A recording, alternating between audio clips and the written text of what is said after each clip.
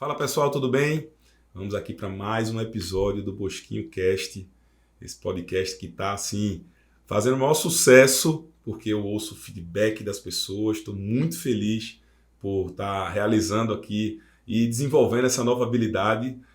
Para quem não sabe, eu sou publicitário de formação e transitei muito tempo junto com uma turma que fazia jornalismo e por pouco não fui jornalista, mas enfim. Estou aqui realizando um sonho e esse feedback positivo de todo mundo está me deixando muito feliz, porque eu acho que eu estou no caminho certo e eu só posso agradecer aí pela audiência e por todas essas pessoas que já vieram aqui bater um papo comigo. E queria aqui de antemão, antes de apresentar o nosso convidado de hoje, agradecer os nossos apoiadores, que sem eles a gente não estaria aqui, não conseguiria colocar esse podcast para frente.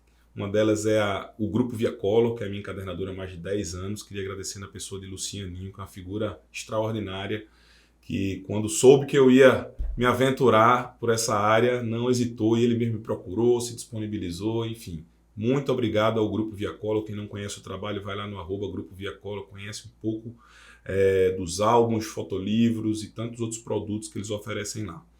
Muito obrigado também para a WA Filmes e Lives, que é responsável pela captura, edição, finalização de todos esses episódios que a gente vem fazendo aqui. É uma empresa especializada nessa parte de vídeo, audiovisual em geral, não só para podcasts, como lançamentos, lives, transmissões ao vivo e etc. Então, se você precisa tem um projeto aí online que quer colocar para frente, procura a WA Filmes e Lives. Fala lá com o Alencar, que eles resolvem tudo. Então, sem muitas delongas aqui, eu queria agradecer já a presença do meu convidado, Rafa Couti, um cara extraordinário que eu conheço há bastante tempo, não só dos eventos, como fora dos eventos. Para vocês que não sabem, Rafa Couti, além de um grande cantor, ele é compositor, ele é empresário, então ele vai contar toda essa história, essa trajetória dele, e é um cara assim que respira música e empreendedorismo. Então, sem me prolongar demais, porque eu acho que melhor do que eu é ele mesmo falando dele. Então, muito obrigado, Rafa. Manda bala aí, que agora tá na tua mão. Rapaz, acho que tá melhor você falando de mim, viu, Bosquinho? Aproveito para parabenizar o seu podcast, Bosquinho Cast. Tô consumindo, acho massa. Me sinto honrado, né, por estar entre nomes tão queridos aí que a gente conhece aqui da cidade. Massa. Então, assim, feliz demais estar aqui. Obrigado pelo convite. Pensava que quando você tinha mandado a mensagem, era mandando uma foto. Esse cara tem um olhar que é diferenciado. Então, para mim, eu até digo, né? Quando o Bosquinho manda umas fotos para mim ou alguém da equipe dele, digo, pô, isso aqui é um presente, Bosquinho. Obrigado, massa, obrigado. Irmão, obrigado. E parabéns, Bosquinho Cast. Muito bom mesmo, Bosquinho. Fico feliz aí pela sua trajetória aí, começando recente. As pessoas querem saber de onde veio Rafa Couti. Rafael Coutinho. Rafael Coutinho na música, né? Falando aí de música e empreendedorismo, tentando trazer as duas coisas em paralelo. Na música, fui no colégio. Eu tinha recém aprendido a tocar violão em casa, né? Comprando aquelas revistinhas que ensinam as posições das notas. Quando eu criei coragem de levar o violão pro colégio, né? Fui lá, mandei um som e tal nos corredores, e aí alguns amigos que já tinham essa dinâmica aí de ensaiar, comentavam assim, pô, a gente vai ensaiar amanhã no estúdio lá em Casa Forte, não sei aonde e tal, e eu ficava, poxa, queria tanto fazer parte de uma banda dessa, só queria ter uma banda, pronto. Era o que eu queria mesmo, assim, pô, jogava bola, adorava aquela história e tal, mas amava a música, tava em casa, né, e tal. E eu quero muito fazer parte de uma banda. Eu não pensava, eu quero ser cantor, eu quero fazer sucesso, eu quero levar isso pro resto da minha vida, eu só queria ter uma banda. Então, ao me ouvir, né, cantar, um amigo com o outro e tal, eu disse, meu irmão, tu não queres montar uma banda com a gente não? Eu disse, pô, recebi o convite que eu queria. Que massa. Primeiro, a princípio você fazia um solo nos corredores. Levava o violão, era em casa. Quando eu me senti confiantezinho, eu levei o violão que eu tinha achado meu pai lá guardado, empoeirado, enfim, debaixo de um bocado de tralha. Quando eu criei coragem, né, eu levei pro colégio e aí, assim, impressionei positivamente alguns colegas lá do colégio. E eles me chamaram para fazer uma banda e tal, juntar, ir para um ensaio, para o estúdio e tal. Era só isso, não tinha show, não tinha pretensão, vamos fazer show aqui, ali, acolá. E aí, fiquei feliz com isso pra caramba, a gente começou a ir pra estúdio ali, brincar. E aí, no final, né, do colégio e tal, a gente organizou um festival de bandas, onde nos apresentamos também, né? Enfim, foram 10 bandas inscritas e tal. Foi um negócio massa, assim, que não tinha há muitos anos no colégio. Tipo aqueles programas americanos. Exatamente. High School Musical. Não era uma competição não, sim, sabe, Bosquinho? Era realmente uma amostra, digamos assim, onde cada banda apresentava seu som lá e tudo. E aí, foi muito massa, pô. O nosso show foi o último, realmente engajou muito o colégio, a quadra tava lotada de gente. Qual colégio você estudava? Salesiano. Estudei a vida toda, porque eu morava perto. Né? Assim, estrutura gigante. Não, ali, sim, e pra quem jogava bola era melhor lá. Meu amigo, eram 8, 10 quadras lá. Era quadra que não acabava mais, enfim. Então, era assim, foi uma escola muito legal, assim, pra mim nesse sentido. Não só das amizades, assim, que eu construí lá, que duram até hoje, sabe? Nossa. Vejo muito exemplo, né, de gente que perde o vínculo, né, que, enfim, que corta esse cordão ali, essa ligação, né, quando sai do colégio, ou estudou em vários colégios. Enfim, eu sou feliz de estudar a vida toda lá, e muitos amigos também foram junto comigo, assim, nessa jornada. E comecei na música com alguns desses amigos, né, o que foi pra mim uma baita oportunidade, né, talvez sem eles eu não tivesse hoje contando essa história de ser cantor e ser tão realizado assim, né, nesse âmbito aí. Enfim, então fizemos essa apresentação, foi um sucesso. Chamou a atenção de alguns produtores de eventos que nos contratou para fazer. Era Expresso Porto Seguro, tá, o nome da banda. E a gente formou... Mas tem uma história antes dessa daqui que você estava contando em off. Você cantava era outro ritmo, era rock, era outra história. A gente e como ensaiando. É que virou essa chave aí do axé, enfim... Eu não sei nem, porque hoje é tão difícil você nomificar, quer dizer o ritmo musical, né? É porque tudo meio misturado, fundindo, né? Vai fundindo. O sertanejo universitário que hoje a gente conhece, por exemplo, é uma fusão de muita coisa. E com muita influência do pop, por exemplo. Então a gente ensaiava pop rock. Era Guns N' Roses, Creed, Nickelback, enfim, repertório gringo. E aí teve a viagem para Porto Seguro, né? Aquela excursão e tal... que era era uma expectativa muito grande, assim, né? De vários colégios levavam, né, os alunos e tal. Era uma farra aquilo ali. Era uma farra. E aí depois dessa viagem, né, e de todas aquelas experiências de axé moá, de passarela do álcool, não sei o que, aquelas danças, aquela coisa toda, todo mundo voltava com um CD duplo, triplo, sei lá, com todas as músicas, enfim. Então todo churrasquinho que tinha, que a gente já fazia um sonzinho ali, né, um amigo que tinha uma caixa de som levava... um que tinha um violão, um instrumento, pronto, a gente tinha o nosso grupo ali, né, que gostava de tocar. Nesses churrascos, a gente começou a tocar essas músicas de resenha, de dança, que rolavam lá em Porto Seguro. E aí a gente, rapaz, sabe uma coisa, vamos mudar o repertório, vamos mudar a história da banda aí, que a gente vai apresentar, né, nesse festival que a gente tava organizando. E aí a gente mudou, e aí foi um estouro, assim, um sucesso, assim, a experiência, né, foi o primeiro show, né, da Expresso Porto Seguro, né, que foi a banda... Eu carreguei durante muitos anos esse nome. E aí surgiu o convite pra gente tocar na Iguana. Fez 2 shows na Iguana. E a gente arrastava a nossa turma junto, né? Então, e tocamos na formatura também, né? De 3º ano e tal. Também foi outra baita experiência, assim, pra mim. Uma realização também. Eu jamais imaginava que eu ia tocar na formatura. Eu que ia pra formatura, né? De outros amigos, ou primos, enfim. E que tinha Orquestra Superara, que era... né, talvez o primeiro contato, assim, mais... contrato mais formal, né? Óbvio que os outros contratos tinham suas formalidades, mas quando a gente fala de evento social, tem toda uma entrega ali que precisa seguir um protocolo, né? Total. É diferente de você tocar em casa de show, de tocar em, enfim, uma viagem, etc. É muito diferente. E é muito semelhante do que você hoje, eu acho que acredito que seja seu carro-chefe, né? Que são os eventos que você faz. Enfim, talvez tenha nascido aí essa linha de tocar em eventos sociais, né? Total, sem dúvida. Foi o primeiro evento social, né? Uma formatura e tal. E aí, quando virou o ano, assim, a nossa pretensão era muito tímida nesse momento. Era só tocar, né? Fazer um showzinho aqui e tal, pros amigos e tal. Era muito esse feeling, né? A gente não tinha pretensão. Se divertir. A gente não tinha aquela pretensão, pô, vamos viver disso, vamos ser artista, né? Eu junto com esses amigos mais próximos aí que formamos, né, a banda.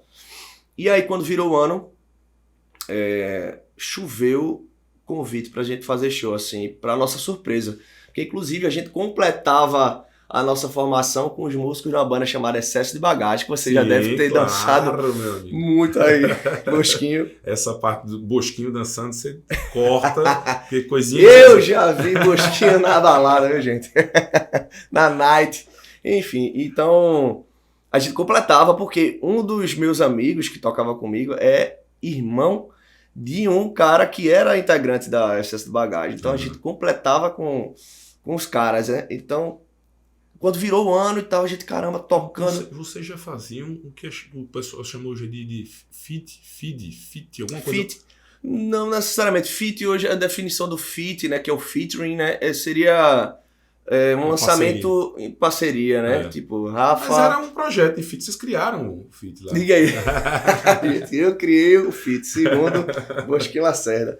E aí, o que é que acontecia? Quando eu pintava uma oportunidade de show, a gente tinha que consultar se os caras iam fazer show ou não pra gente fazer o show, né? Sim, caramba, por enquanto a gente tá administrando, né? Mas quando virou o ano, começou a chover convite pra fazer show. A gente, peraí, bicho, a gente precisa depender da gente, tipo, não depender mais dos caras, ser independente, assim, de formação. A gente precisa terminar de formar a banda, né? E aí a gente encontrou uma banda que ensaiava perto de onde eu morava e tal.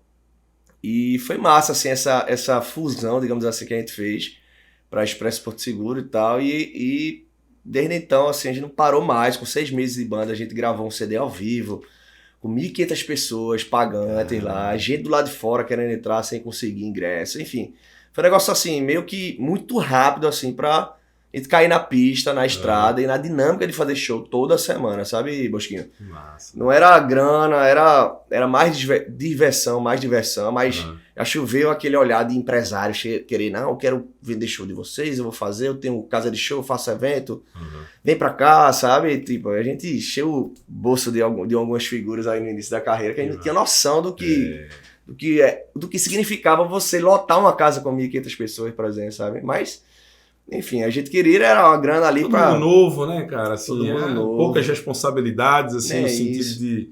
Enfim, eu acho que era realmente... Tudo nasce... E quando nasce dessa forma, ele é muito mais... dura muito mais do que quem nasce já com aquela visão de querer ganhar dinheiro com aquilo. Verdade. Tem que deixar a coisa acontecer naturalmente. Verdade. E era aquela música, né? Deixa acontecer. E aí aconteceu naturalmente e vocês chegaram. Enfim, as coisas conspiraram a favor e vocês, com amor e com vontade de fazer acontecer, tocaram isso pra frente. Mas quando foi a virada da chave, assim, de dizer, poxa, dá pra viver de música?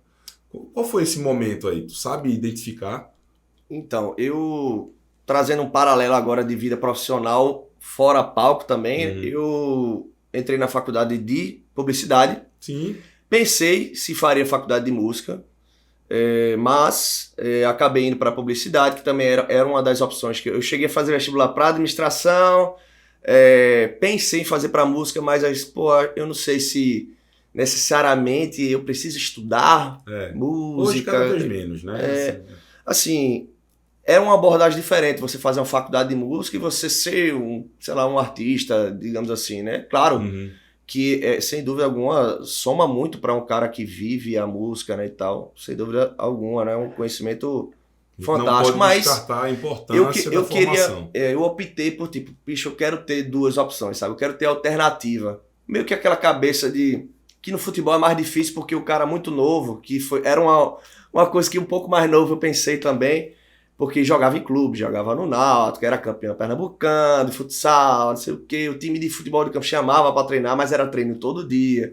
Então o cara via ali cursinho, pré-vestibular, aquele rolê todo não dava pra ser jogador de futebol, porque não dá pra você ir pros treinos. Entendi. Mas música você conseguia conciliar, né? Então, eu quero ter 2 alternativas. E nisso aí eu conto muitos pontos pros meus pais, porque eles me deram toda a liberdade. Que massa. E era uma fase que não tava muito fácil financeiramente falando, sabe, Bosquinho? Aquele negócio pré-vestibular, assim, um custo altíssimo, assim, dentro de casa e tal. E não era uma fase muito folgada, tava bem puxado, assim, né, enfim, de soltar grana e tal, e de chegar assim, filho, você pode ser o que você quiser. Eu hoje, eu até penso assim, caramba, se eu tivesse no lugar dos meus pais, seria delicado eu escutar, tô pensando em fazer uma faculdade de música, porque de forma geral a gente entende que é uma aventura, como um jogador de futebol, né? Em tese, né? Teoricamente é uma aventura difícil, né? A gente sabe menos que estável do existem que... vários profissionais dessa área, mas os que se destacam é uma minoria. E aí, você contar com a sorte, aspas, de você conseguir realmente ter sucesso, enfim, projeção, é muito delicado, né? Então, principalmente esperar isso dos seus pais, assim, seus pais queriam garantir ali a profissão tradicional, que a probabilidade de dar certo é maior, né? Exato, mas assim, como eu disse, eles me deram total liberdade. Filho, se você quiser fazer música, tá aí, ó, o caminho você pode construir, é você que vai fazer o seu futuro, a gente dá a carta branca. Nossa. E mesmo que eles estivessem lá na ralação para bancar colégio, cursinho pré-vestibular e tal, para eu ser competitivo, digamos assim, né, pro mercado. Enfim, então passei no vestibular de publicidade e aí fui fazer faculdade. Também fui muito focado, sabe, Bosquinho? Eu não era o melhor aluno do colégio. Mas quando entrei na faculdade eu virei essa chave, sabe? Eu sempre, no colégio, era aquele que sempre ia para recuperação em 2. Era o clássico, né? Eu já podia contar aí. Pai, pode contar aí que 2 vai rolar aí. Matemática e mais algum aí. A gente vai estar naquela ralação para passar. Eu tô escutando a minha história também. E eu era escorregadio pra caramba no colégio. Mas na faculdade, de fato, é como se eu tivesse zerado aquele meu histórico relacionado à educação.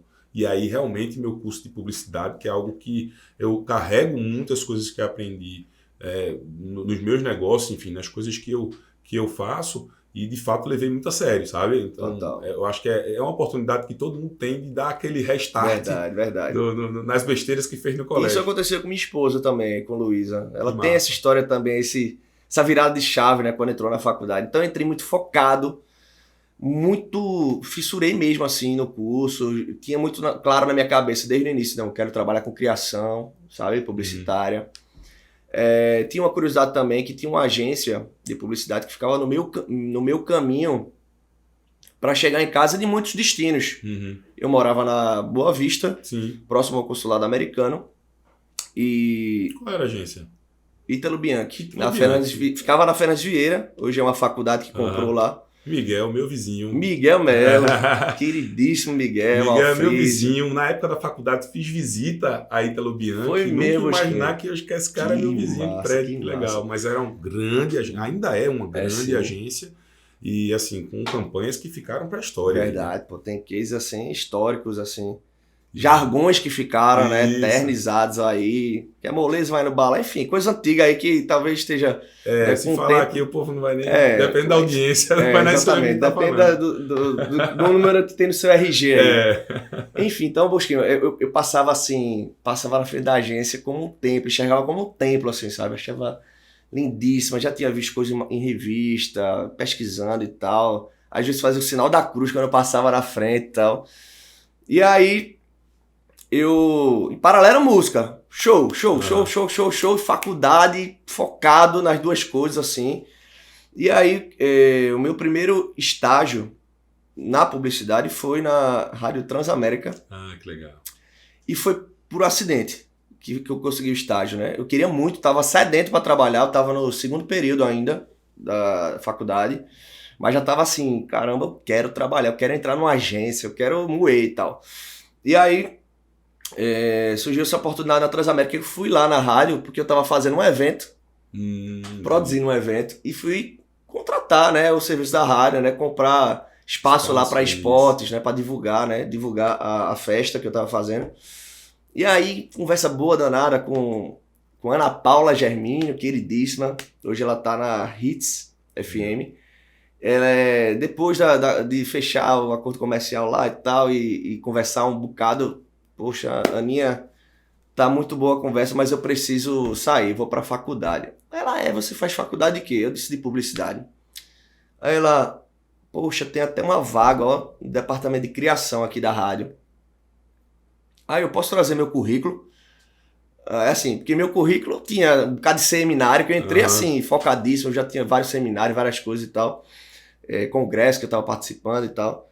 E aí eu posso trazer meu currículo, e eu já tinha trabalhado na cultura inglesa. Sim.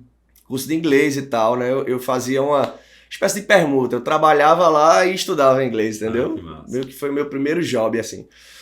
E aí, a Aninha disse, trazer o currículo, você quer estagiar aqui? Ela achava que eu já era um produtor de festa, que eu tava moendo, cantor e produtor de festa, que eu tava já seguindo por aí, que não queria estagiar numa rádio, né? Aí ela, você quer estagiar aqui? Eu quero. Ela, vaga é sua. Aí desceu já, me apresentando a todo mundo, esse é um novo estagiário de criação e tal. Que massa. Eu voltei pra casa, assim, depois da faculdade, que eu fui pra faculdade, voltei pra casa, pô, tô estagiando na Transamérica e tal. Rádio que eu escutava e tudo. Enfim, e aí tem a Italo Bianchi, né? Eu ficava, caramba, passando na frente e tal. E aí eu fui pra um congresso onde a diretora de criação, Isabela Domingues, foi minha mestra, poxa, pessoa queridíssima, fundamental na minha carreira na publicidade. Ela era a diretora de criação da Italo Bianchi na época. Ela deu uma palestra e deixou o e-mail dela no final. Aí eu, rapaz, mandar uns e-mailzinhos aqui de vez em quando pra tirar umas dúvidas, pedir orientação, né? Ela era redatora publicitária também, né? Como background e tal. Que era exatamente o que eu queria, né? Dentro da publicidade. E aí, num dos e-mails que eu mandei, olha, eu gostaria de participar de uma seleção quando houver, que se você se lembrar de mim, que você me avise quando tiver alguma seleção, processo seletivo de estagiários, que as agências às vezes promoviam e tal. Aí ela, não, tá certo e tal, como é a sua disponibilidade e tal, enfim. Ela sacou que eu tava muito, sabe, sedento pela história e tal, assim, sem forçar a barra também, porque hora nenhuma eu pedi nada pra ela, sabe, exceto orientação, né. E aí um belo dia eu tô na Transamérica e recebi um e-mail lá, estamos esperando você, era um e-mail de Isabela pra eu ir pra Italo Bianchi, nessa agência que eu considerava o tempo e tal.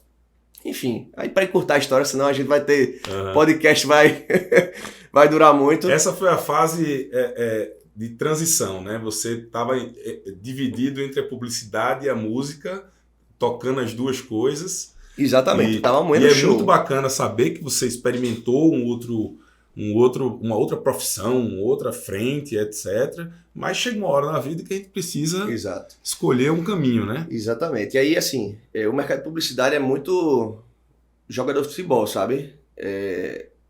Chega um momento que seu trabalho começa a chamar a atenção e você começa a receber, entre aspas, os assédios das outras empresas, né? Das outras agências e tal.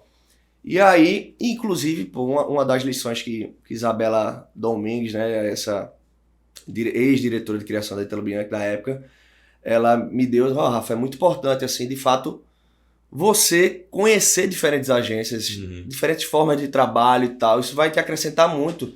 E de bagagem também, porque hoje você está trabalhando com alguns clientes aqui, mas amanhã tu vai conhecer outros clientes de outras agências e tal, e assim por diante. Isso vai te dar uma bagagem absurda. E aí, dito e feito, eu realizei um sonho, né, de ter sido contratado pela agência, né, de passar de estagiário para funcionário, era uma realização que eu queria ter e tal. Tive também a honra de, na época, o Italo Bianchi, que foi fundador da agência, ele se tornou consultor nesse momento lá, e ele era colunista do Jornal do Comércio, e ele me escolheu, digamos assim, para ser o cara que ia tomar um cafezinho com ele. Ele tomava café, eu não tomava ainda. Ele fumava um cigarrozinho também, mas não fumava.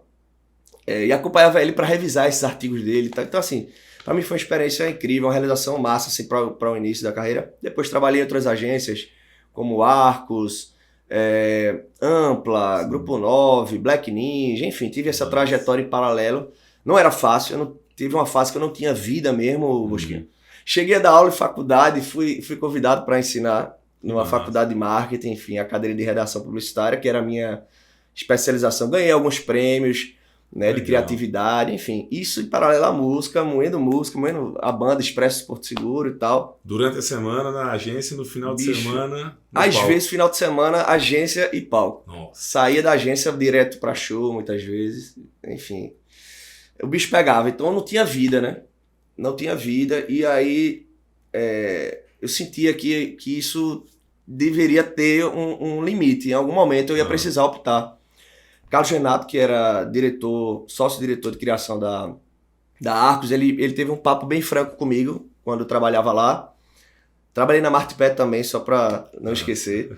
Ele teve um papo bem franco comigo, ele disse assim, Rafa, ó, tu tem que ter em mente que um momento tu vai precisar escolher, é massa, né? A gente é muito satisfeito, muito feliz com o trabalho que a gente desempenha e tal, mas por vida mesmo, porque ele via minha correria, pô. Tipo, eu não tinha hora do almoço, às vezes eu ia com os meus amigos, de sexta-feira era clássico, a gente ia para algum restaurante e tal, mas eu não tinha vida, sabe, Bosco? Então, era o corre de ir assinar contrato pra banda, pra show e tal, era resolver alguma coisa extra pau, que tem muita coisa no extra pau, né?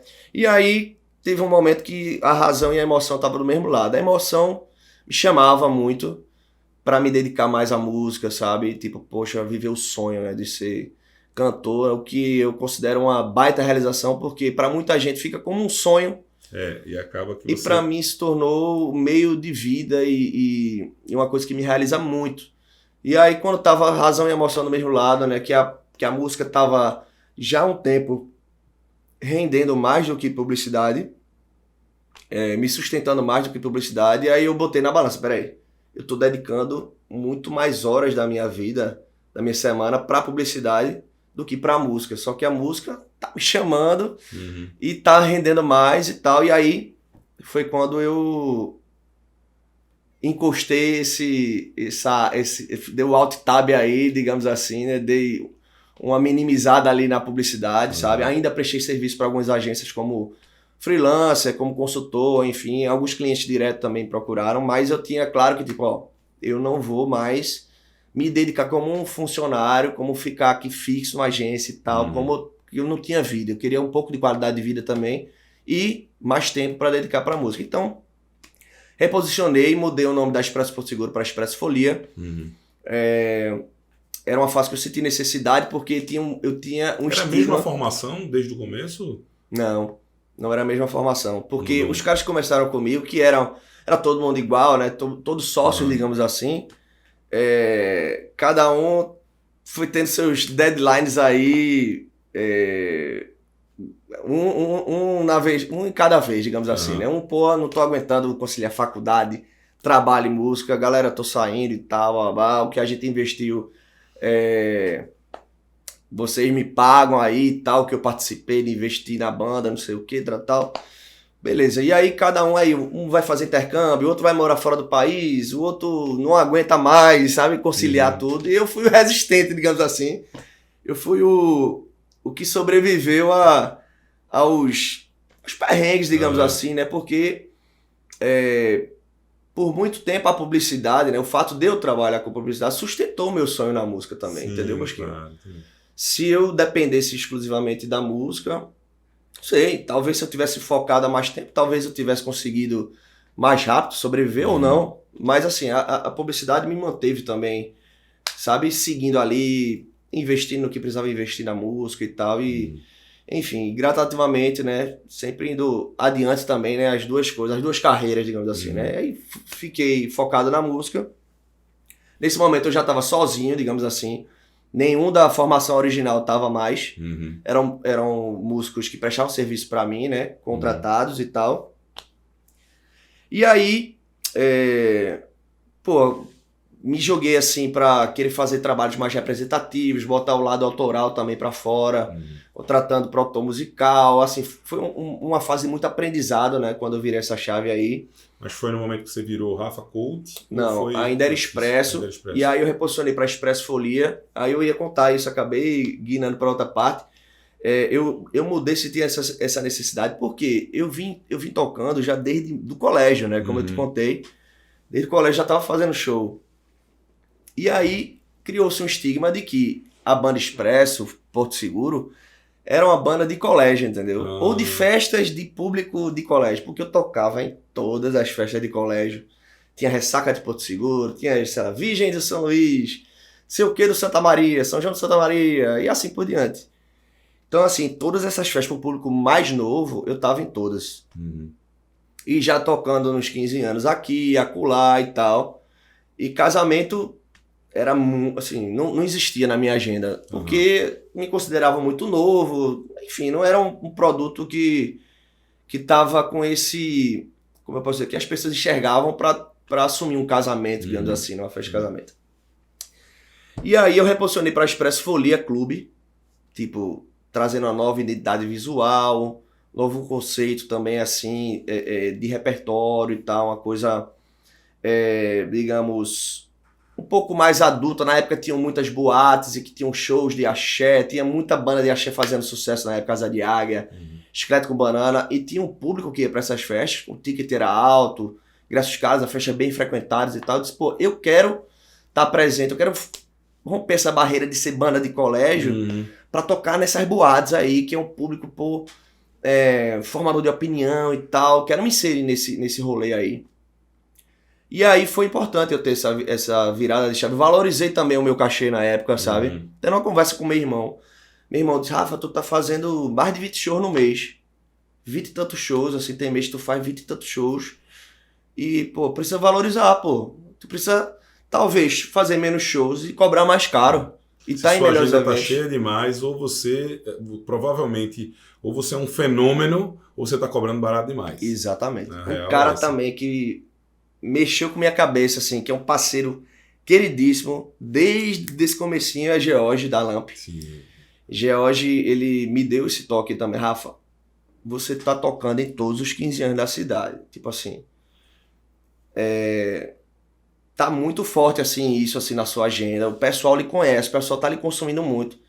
E você tá cobrando muito barato. E eu já tava cobrando, tipo assim, o que eu achava que já era um ótimo valor comparado ao que as festas de bilheteria, de boate pagavam, né? Esse caramba, tá certo, eu vou fazer esse ajuste. Aí fiz esse reposicionamento. Funcionou muito positivamente. De fato, deu essa equilibrada. Fez sentido, sabe? De fato, essa estratégia. Funcionou. O reposicionamento. Eu entrei nas boates, entrei em mais eventos sociais e tal. E aí começaram a surgir as primeiras oportunidades de casamento. Sabe? Um ano assim que foi bem, bem marcante, assim, de começar a fazer com mais frequência casamentos, foi em 2013. E na época até surgiu o selo Samba Dom Juan, Sambinha do Dom Juan, que até hoje os meninos mandam ver demais aí, Riva, Barroso, e os sócios deles e tal, Iranzinho, Dani Asfora já participou, Licinho, enfim. E aí eu tive a oportunidade de fazer alguns casamentos assim, bem gigantes, sabe, Bosquinho? Lá na oficina Brenan, tipo, para 800 convidados, 1000 convidados e tal. Porque os noivos me conheciam, já tinham tido experiência, contratado para eventos particulares assim, pô, eu quero esse cara no meu casamento. E foi uma baita responsa, né? Porque mas também tudo construído através desse tempo todo, né? Que você transitou, não só no colégio que você estudou, como essas festas que você participou de colégios específicos que trazem um público, um olhar de um público que tem um potencial bacana para lhe contratar. Sem né? dúvida, então, com certeza absoluta. Essa estrada toda fez com que você criasse ali uma autoridade ao ponto de querer lhe contratar para esse evento tão importante, como um casamento, uma festa de 15 anos, enfim. Sem dúvida. Assim, eu aposto muito na entrega, sabe, Bosquinho? Assim, seja que oportunidade for.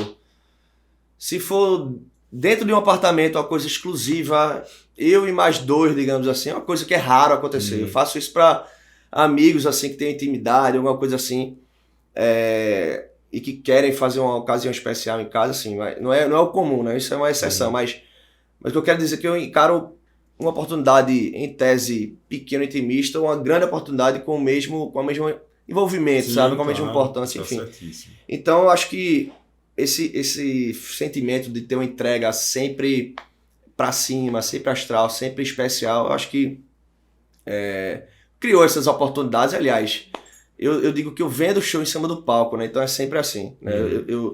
É claro que as indicações fazem muita diferença e tal, é uma coisa que a gente constrói com o tempo, né? Tem gente que contrata que nunca foi para um show, né? O que é uma baita confiança, né, da pessoa e tal. Mas assim, a entrega, né, estar lá em cima do palco é o que vende show. Então, tive essas oportunidades em grandes casamentos. A entrega foi boa, né? E enfim, e foi uma virada de chave, né? Porque foram casamentos que formaram digamos, opinião, né? Tinha muitos formadores de opinião e que Uhum. muita gente quer casar na sequência. Sim, E que ali eu vendi muito show. que E massa. show, vendendo show e tal. Então, tu acha que isso foi o momento da virada de chave Foi. de Pra Rafa casamento. Couto para eventos sociais, especificamente casamentos? De Que 15 no anos. universo dos eventos sociais é o que se fazem os maiores investimentos, né? Sim. Se fazem os maiores investimentos. Então, acho que essa oportunidade que surgiu de lá do show que você fazia no colégio lhe levou até esses grandes eventos, que aí depois se tornou uma vitrine para os próximos, né? Total. E assim, como você falou, você faz essa relação do colégio, do que você trouxe de lá e tal, dessas festas de colégio. A probabilidade dos casais que me contratam já terem ido para uma festa de colégio, porque eu comecei muito novo. Aham. De eu ter tocado na festa do colégio deles é muito grande, pô. É muito grande. Então, assim, com certeza, né? Isso é construído, né?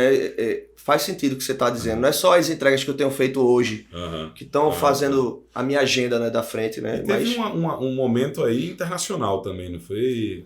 Tu andasse tocando fora, como Pronto. foi essa história? Em 2012, eu tava fazendo um show para Sevag Tour. Sim. E aí, eu já vinha fazendo, né, essas festas. E era um público totalmente teen, né? 14 anos. Tava fazendo um show e aí, Eduardo Dias, um grande amigo meu, ele era guia da Sevag Tour na época. Por sinal, eu toquei no casamento dele esses dias, lá no Instituto Ricardo Brenan. Foi lindo, fui padrinho e tudo.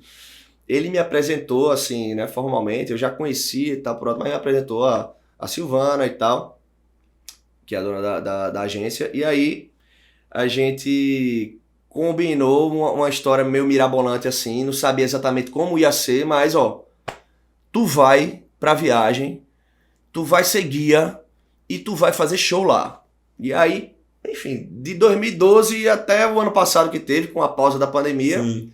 todos os anos eu fui contratado, né, pela Sevag para fazer shows lá nos Estados Unidos. Que massa. Esses shows aconteciam onde? Era numa casa de festa? Tu levava a banda era contratada Então, lá? Como é que isso funcionava? foi... não era viável levar a banda. Sim. Né? Então, o que é que eu fiz? Eu levei a banda pro estúdio pra gente gravar o show inteiro. Sim. E eu levava os áudios Sim. sem a voz para eu cantar ao vivo. Então eu cantava ao vivo e o som que isso rolava. Entendi. Os instrumentos eram playback, um né? DJ soltava as músicas. Saquei, que massa. Soltava as músicas sem a voz e eu cantava ao vivo. Então o primeiro show lá foi no Hard Rock. Que massa. Lá no City Walk, no Universal e tal. Mais de mil passageiros na excursão. E aí foi uma experiência bem bacana. Então todo ano a gente foi. Tinha festa de 15 anos, tinha festa de fantasia. Eram os dois principais eventos que eu fazia lá.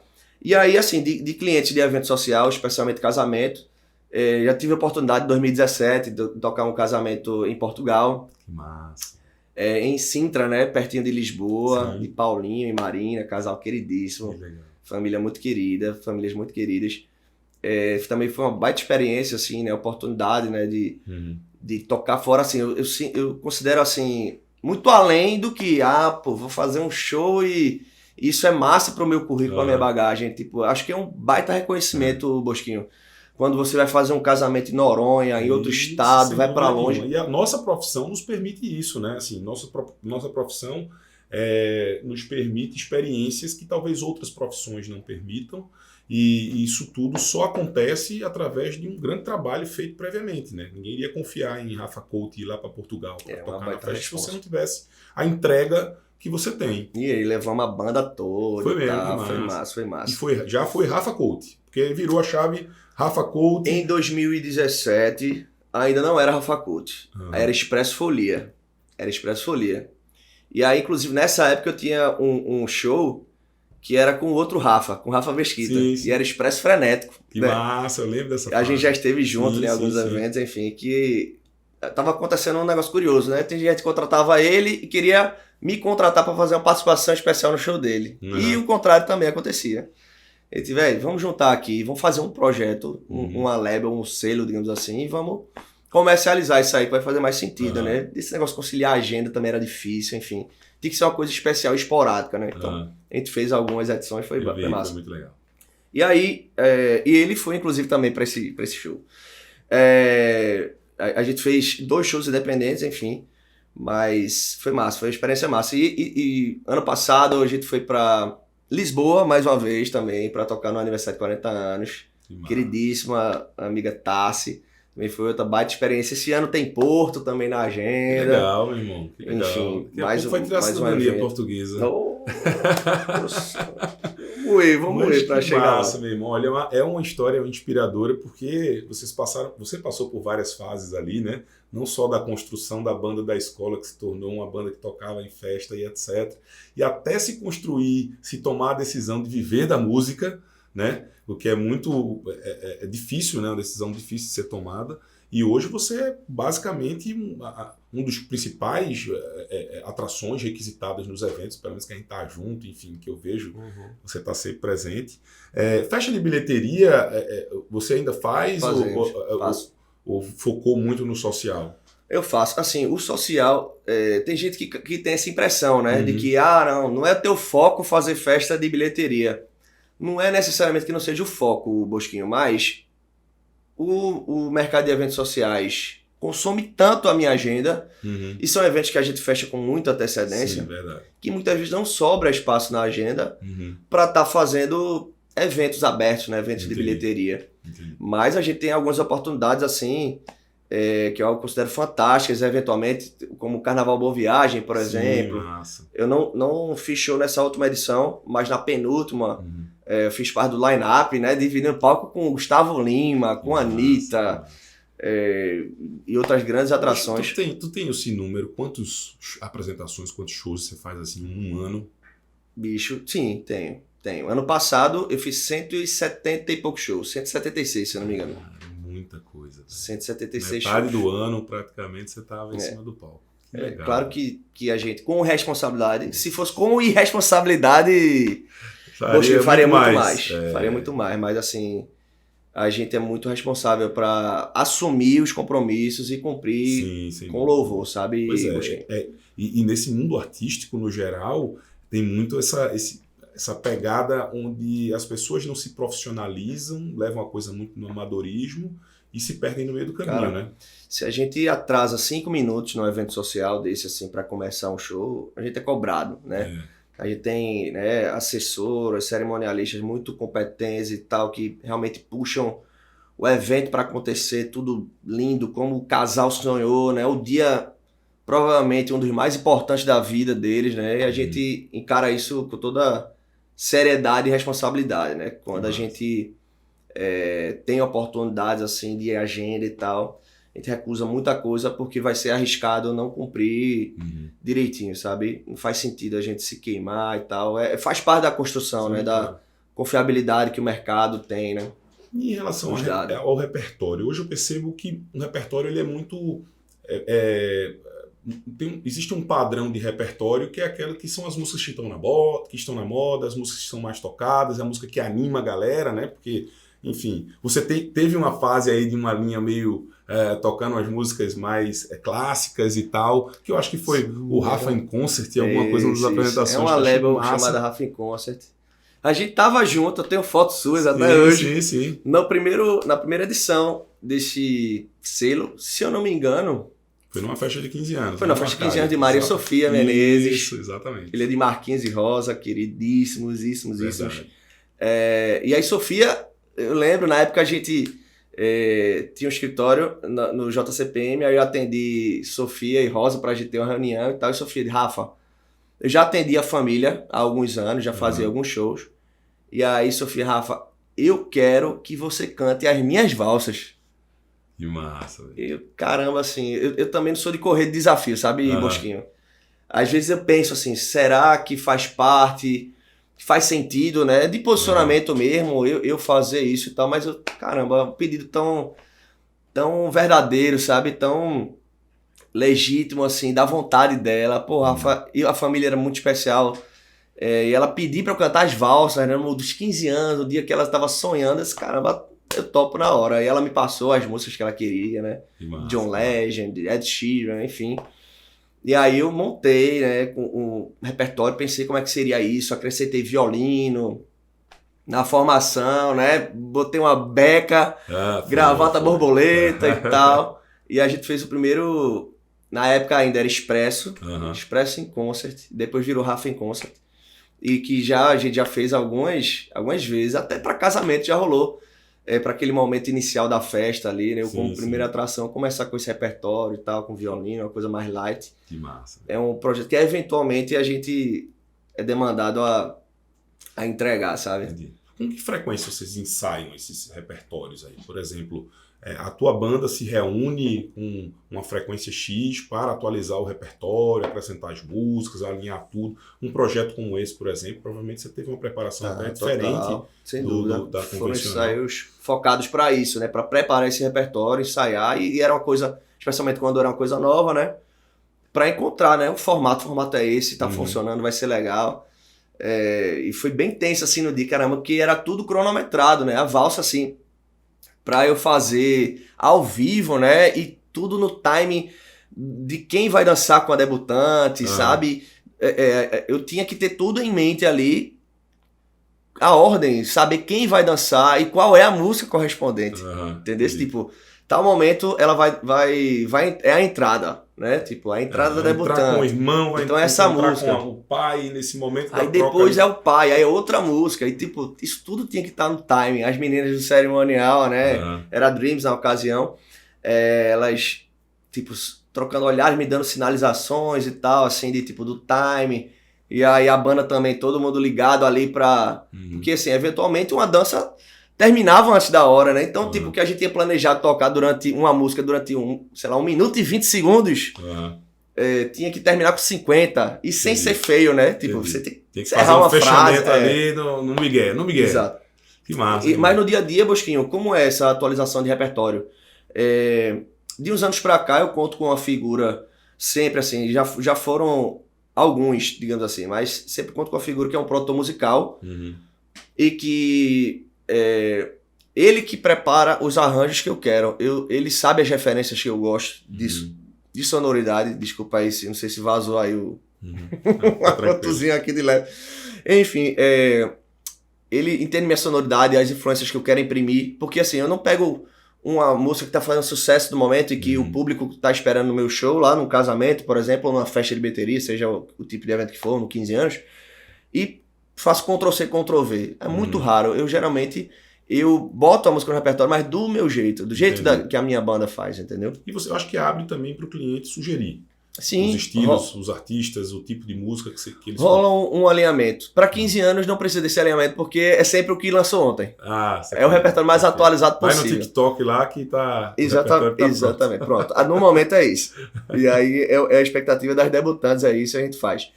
Mas casamento aí tem perfis diferentes, backgrounds diferentes, experiências diferentes, idades diferentes dos casais. É um negócio mais aleatório, né? Então, rola um alinhamento, sim, prévio com alguns casais. Outros já conhecem, já foram para vários casamentos, então, tipo, me deixam à vontade. Outros querem saber, querem escutar, querem sugerir. Pô, a gente gosta desses ritmos, porque acaba sendo um show muito eclético, um show de casamento.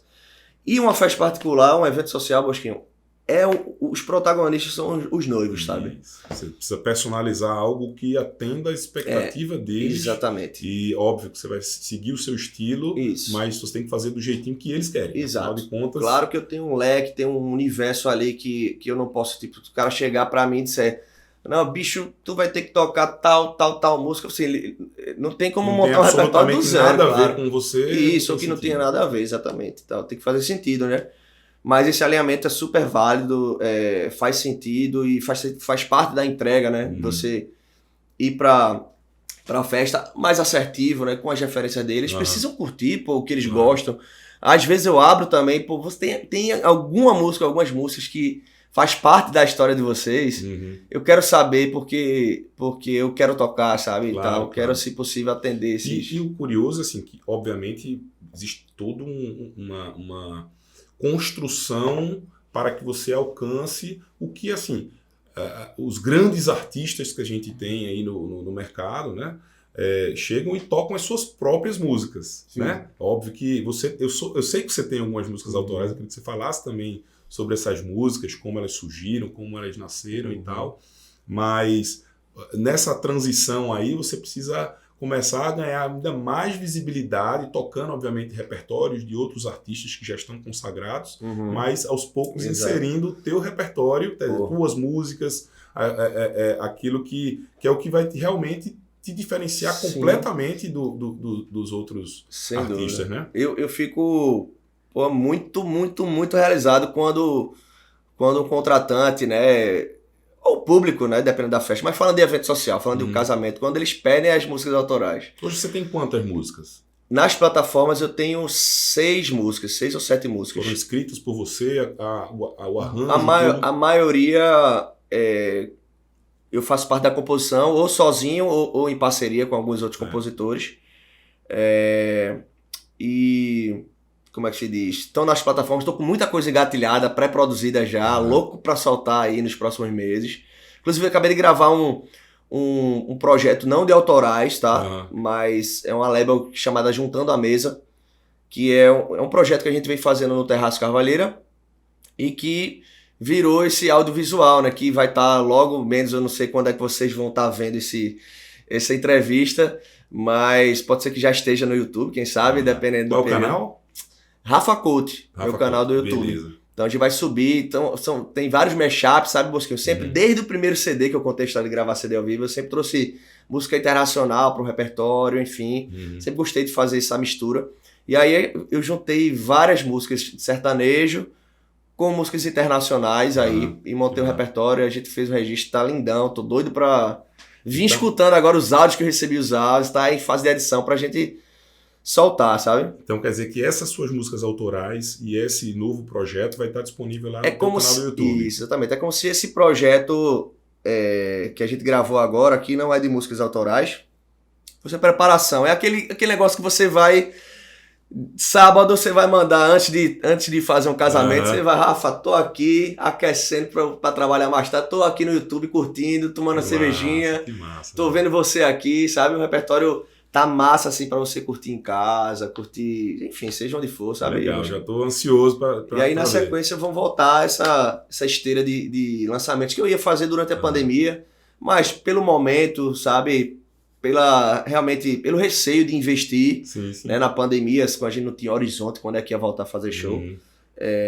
Eu segurei esses lançamentos e aí tá fazendo sentido a gente, esse segundo semestre, voltar com as autorais aí com tudo, sabe? Isso mostra muita resiliência aí, né? Porque não foi a pandemia agora, mas quantas outras dificuldades foram atravessadas aí nesse meio tempo. Foi recorde, assim, de resiliência, assim. Até um projeto que tenho muito orgulho, Bosquinho, só abrindo parênteses, na pandemia, que foi o seguinte, que era o Rafa Couto Exclusive. O que era o Rafa Couto Exclusive? Eram lives particulares. Foi um projeto que ninguém acreditava, meus produtores não acreditavam, a gente sondou outras pessoas do mercado, rapaz, tu acha que as pessoas vão aderir, vão contratar uma live particular nesse momento, sabe? No momento que tava lockdown mesmo, todo mundo em casa. E aí todo mundo, ninguém assim, rapaz...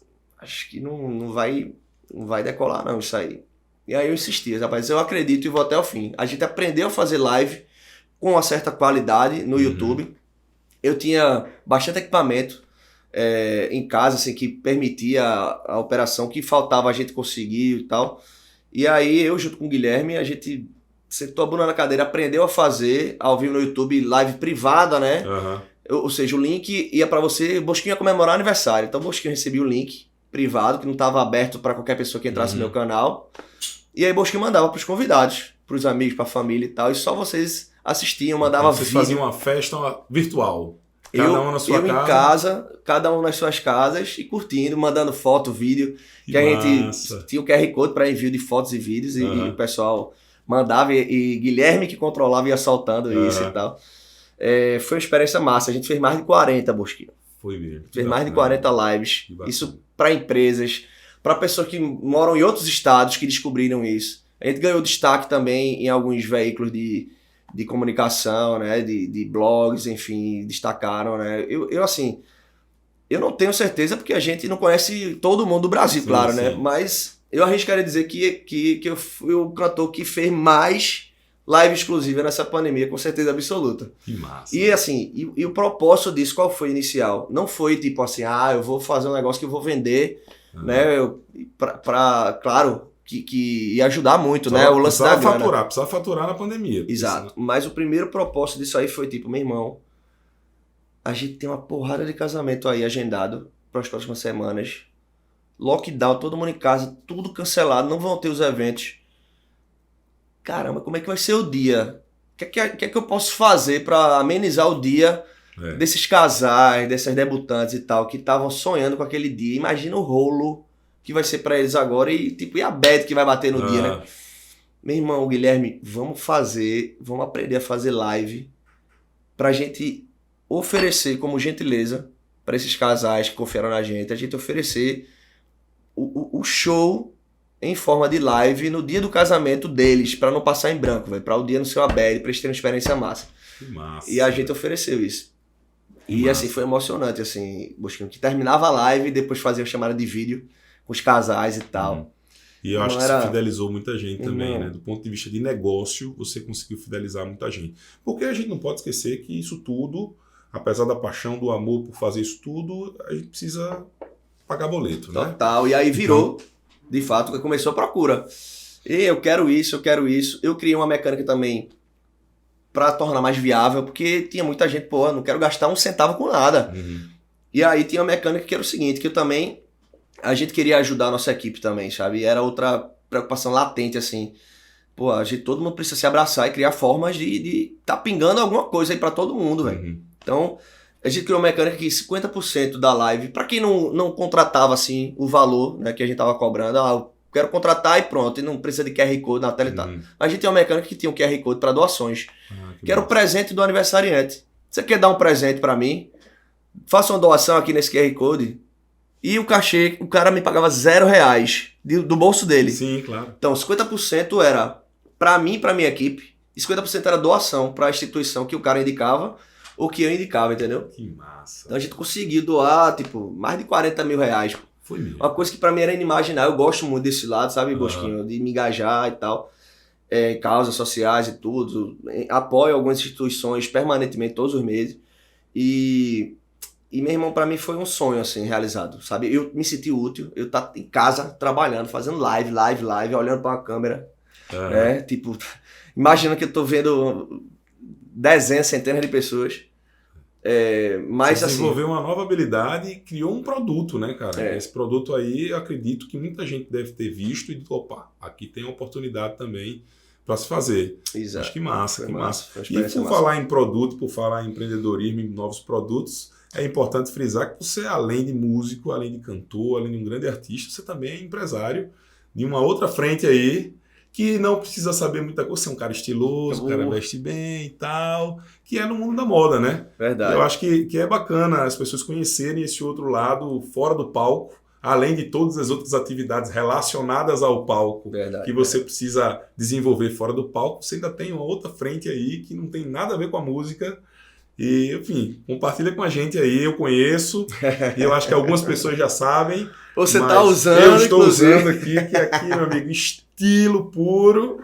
Então me fala, velho, é uma marca de moda masculina, né? Pernambucana. A marca é sua, é uma franquia, já existia. Como é que funcionou isso aí? Diz aí.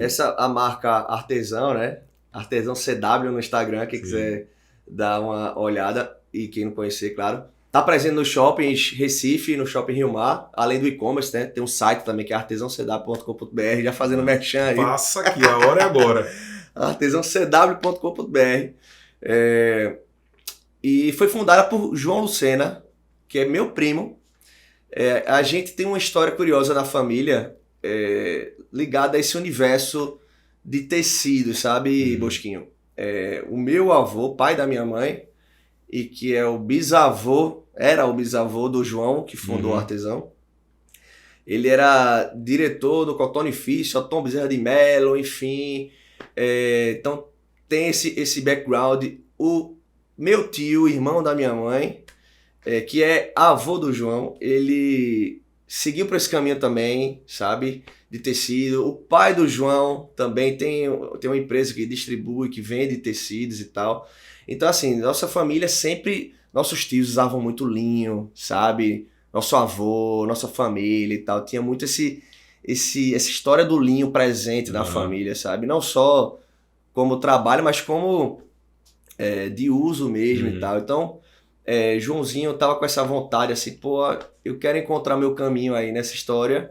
E aí ele fundou a Artesão, uma marca com um conceito atemporal, né? De tipo assim, moda que dure muitos anos, né? Que não seja descartável, que não seja tão imediata assim. Então, se você perceber, a essência é muito de básicos, né? Básicos de qualidade, assim, tecido de qualidade, muito linho, um leque gigante de cores, de opções de linho, não só camisas, como também shorts. E aí a gente, claro, tem outra diversidade de alfaiataria também, né? Dos outros tecidos, claro.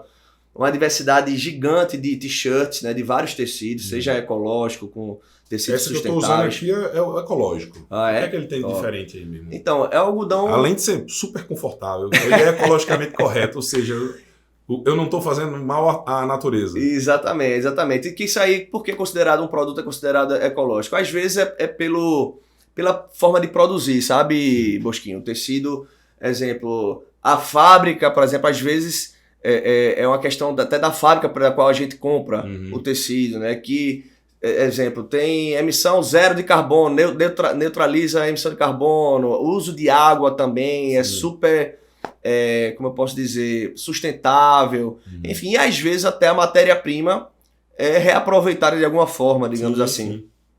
Mas então, assim, a gente tem desde de t-shirts com algodão sustentável, ecológico, enfim, né, com processo de produção respeitando a natureza, digamos assim, como também com algodão Pima, por exemplo, que é considerado o melhor algodão do mundo, né? Hoje em dia você é muito impactado, homens são muito impactados por esse tipo de anúncio, né, de marcas diferentes, algodão Pima e tal. E a gente tem um algodão, as camisas em algodão Pima que tem um tecido mais fluido, porque a fibra do algodão ela é mais longa, é colhida à mão, é no Peru e tal, tem todo esse esquema. Olha a publicidade entrando aí, né? Voltando às origens lá da agência de publicidade, que tá certo. Veja, eu posso falar que o produto tem extrema qualidade. Sou o cliente da loja, enfim, sem sombra de dúvida, é algo... Sinal, antes que eu esqueça, eu trouxe um algodão Pima para você, eu tava falando, eu já ia esquecer. Olha aqui, ó. Muitíssimo obrigado, meu velho. Eu vou abrir aqui já ao vivo. Ao vivo é ótimo, né? Porque a gente não tá ao vivo. Mas ao vivo para quem tá assistindo agora. A cores, pelo menos a cores vocês vão ver. Rapaz, olha, eu vou lhe contar um negócio, cara. O produto tem uma qualidade muito boa e o branding de vocês é muito bom. Massa, assim, que bom. Eu acho que, feliz, seu olhar. Eu acho que tem tudo a ver, você importante demais. Está alinhado, ó, lindona. E para quem me conhece bem, né? Eu quase não uso preto. Não é isso não, eu escolhi a cor que eu sabia que você ia usar, que você usa muito. Demais, brother, muito obrigado. Que é isso, meu querido. E o que acontece? Hoje em dia é justamente isso, é você conseguir associar um produto bom com um branding bacana, que onde mostra que você, de fato, está alinhado a publicidade com a entrega, né? Isso já se reflete no teu trabalho. Eu acho que o grande diferencial de quem tem uma permanência no mercado por muito tempo é saber se vender e entregar aquilo que vendeu. Total. E aí você estando com isso aí alinhado, a probabilidade do seu negócio dar certo é muito grande. Porque a gente encontra muito esse desalinhamento aí, né? O cara se vende muito bem, mas não entrega e vice-versa. Ou você às vezes tem um produto bom e não sabe vender. Então você tá no caminho certo, meu irmão. Eu queria, inclusive, trazer com embalagem de presente e tal. Desculpa aí, amigo, Bosco, porque isso aqui é um negócio assim, que você tocando no tecido aqui, isso fato, já é a embalagem. De fato, ele tem um caimento bem especial, conforto bem diferenciado. E aí, Bosquinho, até aproveitar e vou vender outro peixe com essa história aqui de não ter vindo, não veio embalado para presente, mas eu vou explicar por quê. Porque eu pedi essa t-shirt de 9 horas da noite.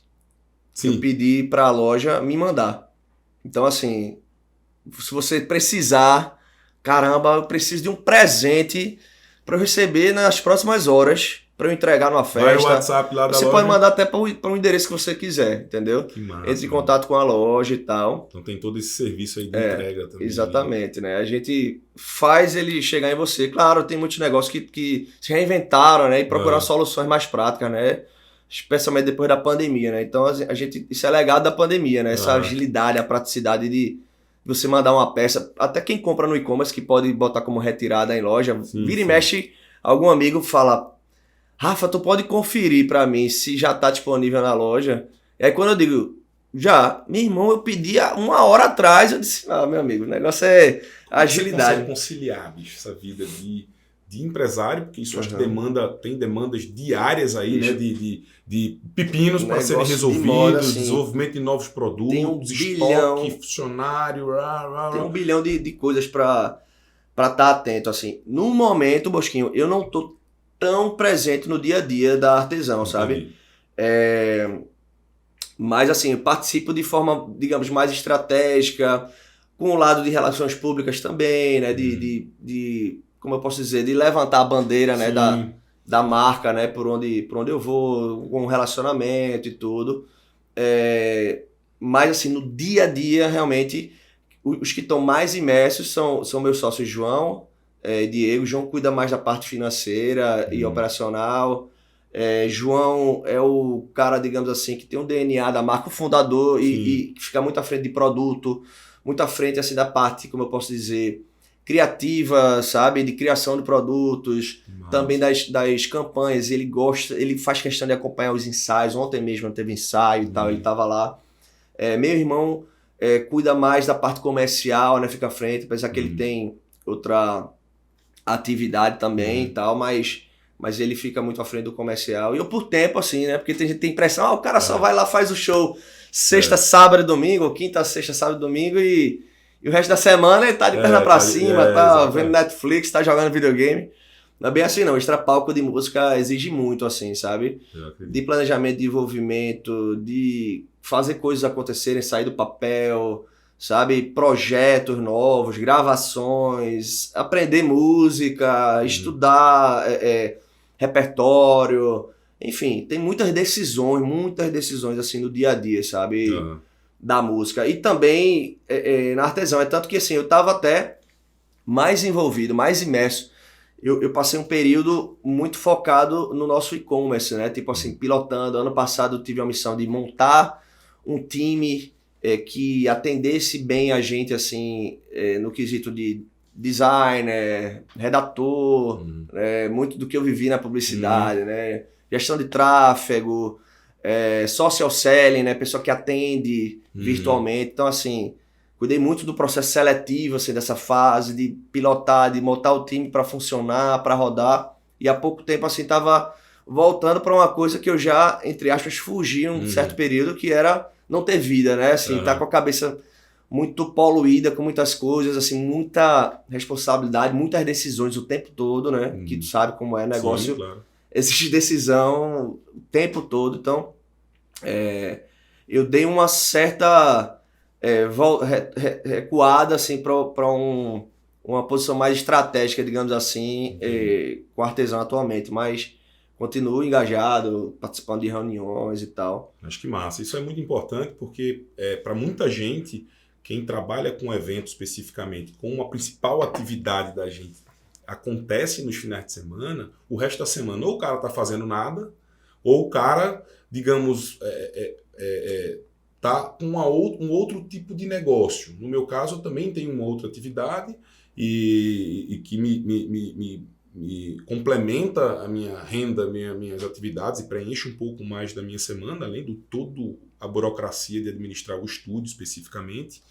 E isso é muito bacana porque mostra que sim, dá para você ter 2 atividades, 3 atividades, conciliar essas atividades de forma que você consiga, enfim, alcançar ali uma renda extra, um outro. Até mesmo porque a gente sabe que essa vida de eventos, de artista e essa coisa toda, ela é muito delicada, né? Ela pode, você estar em ascensão, de repente você some um pouco, depois você retoma e etc. E você tem um negócio mais tradicional, como o comércio, por exemplo, é algo que lhe dá uma estabilidade maior, né? Total. Eu acho que eu recomendo para todo mundo sempre ter uma atividade secundária, de forma que você consiga, no momento em que a sua atividade principal ela dá uma esfriada, a outra compensa, e aí você está sempre ali com saúde, né? Pois é, para quem vive de eventos, especialmente, né, na pandemia, se tornou uma coisa urgente, né? Você ter outra forma, né, de vida, de renda e tal, porque foi estaca zero, né? Que assim, bem dizer, né? Você não tinha perspectiva, não tinha como entregar os eventos, né? Não tinha como. Então, assim, foi caramba, se tornou mais latente, né? E foi justamente na pandemia que eu entrei no negócio. É um negócio que eu já consumia muito, que eu conheci, claro, por ser da família, digamos assim. Tinha muito esse link também, mas eu já consumia demais, já admirava. Eu uso muito, tipo, roupa básica, como você usa também, tá? Eu gosto muito desse estilo. A modelagem da marca também acho fantástica. Assim, sempre fui fã, assim, sabe, do negócio. Então, quando eu recebi o convite para entrar, tipo... Não pensei duas vezes, né? A gente passou até um período, uma coisa que eu acho bem interessante, a gente passou um período de, entre aspas, experiência mútua. Tanto para mim, se isso ia se encaixar com minha rotina, como para os meus sócios e tal, né? Se estava fazendo sentido para eles, até de fato eu entrar mesmo, né, no negócio e tal. E minha história, assim, de empreendedorismo, eu sempre tive, assim, Bosquinho, vontade, sabe? Caramba, é tanto que depois da faculdade de publicidade eu fiz um MBA de gestão de negócios e tal, sem saber ainda o que é que eu ia abrir, mas desde novinho, sabe, eu gostava de inventar alguma coisa, sabe, para servir, sabe, para vender alguma coisa, enfim. Lembrei até aqui nesse papo, eu fazia exposição, ia pra praia com meus pais, sei lá, final de semana. E aí voltava com uma coleção de conchas diferentes, e tamanhos diferentes, e tipos diferentes. Aí fazia exposição no meu quarto e cobrava para entrar, sabe? Os vizinhos, meus pais, tios e tal, enfim. Fazia umas resenhas dessas. Depois no colégio, aí é um empreendimento que eu podia ter seguido, ter criado alguma coisa aí nessa história. Eu posso dizer que eu fui um dos primeiros pirateiros do Brasil. Ih, rapaz, aí tu vai entrar nessa parte aí criminosa. Eu vou explicar. Era o seguinte, tinha aquela história, né? Era CD ainda a mídia, né? Não existia streaming, tava longe de existir streaming. E aí eu tinha eu amava música, né? Então eu tinha, sei lá, com uns 12 anos e tal, eu pedia de aniversário para ganhar um CD. E aí acumulava, meu irmão também tem alguns CDs. E meu irmão ganhou no aniversário um som que gravava, tipo, você botava o CD lá e gravava em fita, né? Tinha o deck da fita lá, que você botava a fita virgem e você gravava o CD, tá ligado? Aí, o que é que eu fiz? Junto com um amigo meu que tinha uma porrada de CD, o pai dele era do Maluco Beleza. Né? Inclusive, a primeira festa que eu fui na minha vida foi com ele. Era Rafael Paz, o meu amigo, filho de Disseu Cordeiro. E aí a gente ia pro Maluco lá, com 12 anos, ver Asa de Águia, aquele show lá. Enfim, aí Rafa, pelo pai ser da música, ele ganhava muito CD. Eu disse, meu irmão, eu tenho vários CDs, juntando com meu irmão. Tu tem CD. Vamos fazer uma relação de CDs que a gente tem, vamos passar na turma e bota o preço, pô, tipo, CD lançamento mais novo assim, tipo, é R$3 a fita, né? E vão vender fita, pô, dos CDs que a gente tem, porra. E aí a gente começou a fazer um dinheirinho, né, no colégio assim com isso, pô, vendendo fita copiada de CD, né? O espírito empreendedor já vem lá de trás, né? Enfim, e aí eu depois vi com isso, assim, pô, em algum momento eu quero, assim... Depois que eu saí de agência e tal, planejava, eu quero abrir um negócio. Aí fiz esse curso de gestão de negócio, tal, sem saber ainda. Eu tava esperando uma oportunidade. E aí teve um momento, acho que em 2016, que aí foi meu primeiro negócio, assim, fora da música, né? Porque música é um negócio, né? Mas meu primeiro negócio fora da música foi um negócio de comida saudável, que era Mood Real Food. Sim, lembro disso, cara. Lembro. Era uma marca sua? Aquilo era uma franquia? Não. Eu tinha... Eu era, digamos assim, é como se eu tivesse comprado uma loja. Ele não tinha um modelo de franquia pronto, porque era uma marca muito recente. Eu não era sócio do negócio, assim, como um todo. Eu era sócio de uma loja. Eu abri uma loja e que eles tinham uma participação, digamos assim. Inicialmente eu abri na Domingos Ferreira, numa loja bem grande, assim... Em paralelo a uma Ponto Natural, enfim, era um espaço dividido, digamos assim, que tinha sinergia total, né? Porque Ponto Natural vendia insumos saudáveis e tal. E aí eu me encantei assim, pelo negócio da Mood, já existia no Rio Mar. E aí eles queriam expandir, queriam abrir no Shopping Recife, queriam abrir numa loja de rua, que era do Domingos Ferreira. E aí eu já conhecia um dos sócios que tinha trabalhado comigo numa agência de publicidade da Black Ninja, que era Ricardo Santiago. E aí me convidou, sabe? Eu era consumidor da loja do Rio Mar, né? E aí eu tinha soltado, Ricardo, pô, eu tenho vontade de empreender, quando vocês expandirem, me chama para conversar. E aí ele me chamou para conversar e tal, e aí eu entrei nesse negócio.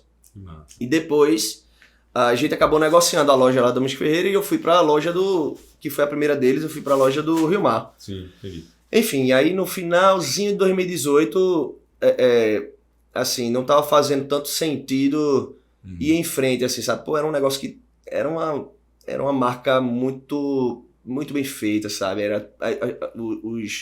Os insumos eram muito especiais também, sabe isso, Bosquinho? Era muito bacana, tinham fãs, assim, sabe? Tinha gente que era fã, admiradora da marca e tal, é uma pena. Mas, assim, era um custo muito alto para manter, comida saudável, chegava no final de semana, o faturamento despencava, assim, ó. O pessoal botava o pé na jaca. Sabe qual era o dia que era o maior faturamento do ano? Segunda, o dia do peso na consciência. Na semana era segunda, com certeza, segunda e terça. Mas no ano, era o primeiro dia do ano. Primeiro dia do ano. Útil do ano, todo mundo começava a dieta. A galera fazia promessa, virava Réveillon, eu vou começar comendo bem, vou comida saudável e tal, pronto. Era o maior faturamento. Era o primeiro dia do ano. Até o carnaval. Foco, aqueles projetos e tal. Enfim, mas foi uma baita experiência pra mim, sabe? Aprendi muito e tal. Infelizmente a gente teve que encerrar o negócio, mas tipo, nada é em vão, nada é perdido. Tipo assim, tudo isso é bagagem, tudo isso é aprendizado, é faculdade, né? Você tem um negócio, é uma faculdade. Verdade, meu irmão. Me diga, só pra gente concluir, qual é a dica que você dá pro cara que tá começando agora no mundo artístico, vamos focar nessa parte da tua veia artística, velho. Como é que o cara... Qual o caminho? Eu sei que não tem como você encurtar caminho, tem que passar por todo o processo. Mas qual é a dica que você poderia dar para um cara que está começando agora? Como é que ele consegue conseguir notoriedade, o alcance, etc. Qual o caminho que você acha que o cara poderia seguir? Bom, eu acho que existem dois universos. No meu caso, tá, Bochinha? Tem dois universos. Tem o universo de eventos sociais, que a gente falou muito, porque a gente se conhece muito desse segmento. E o universo do artista autoral, digamos assim, né? Vamos começar pelo autoral. Pelo autoral, eu acho que a dica que eu teria é realmente, assim, o cara se dedicar ao lado criativo da coisa, sabe? Achar a forma dele também de entregar, não ser cópia do que já existe, sabe? Claro que referência é fundamental, mas, assim, ele achar o jeito dele de interpretar, sabe? Porque, assim, a gente acaba vendo muito padaria, sabe? Os pãozinhos todos iguais, assim. E que se você for analisar friamente, você vê que quem vai muito copiando, assim, tem um prazo de validade, sabe? Então, assim, quem vai e entra de forma perene, você enxerga que tem referências, mas você enxerga que tem um jeito dele de fazer, né? O jeito que vai ser copiado na sequência, né? Porque até o cara não ser referência, o cara tá... esse cara. Mas depois ele começa a ser copiado. Então a sugestão seria buscar alguma coisa original. Ser original, né? Tipo, compor ou encontrar, né, compositores, nem que sejam próximos, assim, amigos ou da cidade e tal. Lançar, fazer conteúdo, né? Hoje a plataforma realmente das redes sociais, o cara tem que soltar, né, despejar conteúdo, entregar, enfim, fazer. Com relação ao evento social, uma coisa que fez diferença na minha trajetória foram duas coisas, assim, a entrega, assim, em primeiro lugar, ser preocupado com a entrega, isso aí, entrega seja qualidade do show, qualidade da equipe que me acompanha, né? E o comprometimento com os compromissos, assim, né? Ser comprometido, né? De cumprir os horários, cumprir as expectativas, atender e superar até muitas vezes as expectativas dos clientes e dos fornecedores, né? Dos parceiros envolvidos, porque você está numa cadeia ali, você faz parte de um mecanismo ali, né? Se você desalinhar ali, você atrapalha todo mundo. Então, assim, comprometimento é uma coisa fundamental. E educação, velho. Educação abriu muitas portas para mim nesse segmento. Eu considero que eu tenho uma família, né, de eventos sociais, assim. Você é um cara queridíssimo, apesar da gente não ter tanta oportunidade dia a dia, eu digo, fora evento, né? Claro.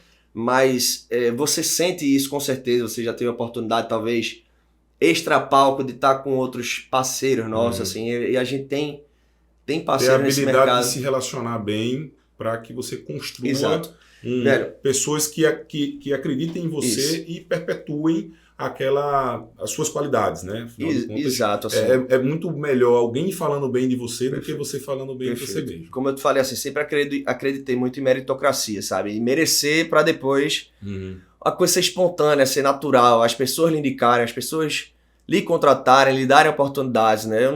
Não é muito meu perfil, talvez seja até um defeito em algumas ocasiões, mas não é minha cara, sabe? E me dá uma oportunidade aí, pô, claro, tem situação que faz sentido você se colocar à disposição, né? Mas assim, eu acho que o que eu conquistei nessa trajetória, né, assim, do reconhecimento desse mercado da gente e das pessoas me venderem espontaneamente, e quando eu digo as pessoas, não é só quem, digamos, organiza, né, mas quem faz parte da cadeia também. Você pode me indicar para um evento? Não, a gente está sempre prestando algum tipo de consultoria. Qualquer profissional dessa área é indagado pelo cliente dos mais diversos serviços. Então, assim, ninguém vem para cá tratar só sobre fotografia. Ela pergunta sobre iluminação, sobre estrutura de palco, qual é o melhor decorador, qual é a estilista que faz o melhor vestido, a banda que anima mais. Então, você acaba prestando uma consultoria.